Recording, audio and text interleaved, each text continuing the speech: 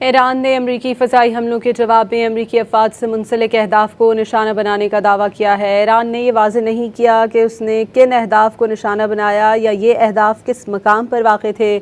ایرانی وزارت خارجہ کے بیان کے مطابق ایران کے جنوبی ساحلی علاقوں پر کیے گئے فضائی حملے اقوام متحدہ کے منشور اور مفاہمتی یادداشت کی خلاف ورزی تھے۔ ایران نے امریکی فضائی حملوں کے جواب میں امریکی افواج سے منسلک اہداف کو نشانہ بنانے کا دعویٰ کیا ہے۔ ایران نے یہ واضح نہیں کیا کہ اس نے کن اہداف کو نشانہ بنایا یا یہ اہداف کس مقام پر واقع تھے۔